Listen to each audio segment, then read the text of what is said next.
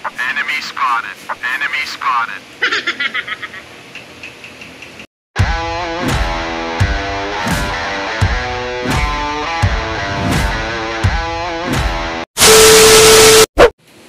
Ayun na nga mga master, yan, meron na naman tayong lilinisin. Bale, ito ay leak test and cleaning mga master. Kulin Primus. So, baka may mga ganito kayo, patira na rin sa amin mga master.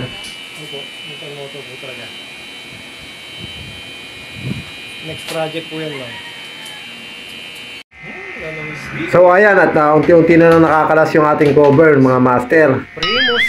Medyo mahirap to kapag hindi mo kabisado ang Kulin Primus, medyo mahirapan kang kalasin ang ating cover saka yung ating blower ng aircon. Tanggalin yung blower pala. At yan na nga, nakalas na natin ang ating unit.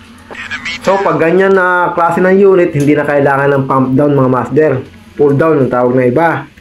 Kasi silip na at madidiskarte na ng paglilinis ng maayos.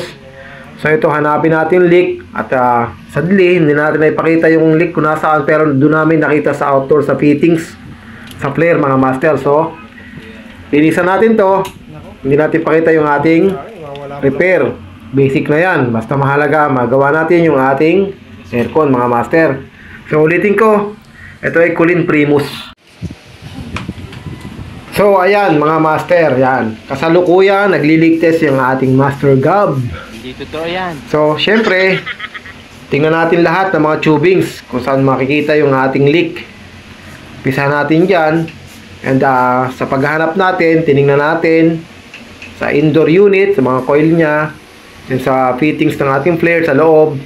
Tinignan din natin yan kung may makikita tayong leak.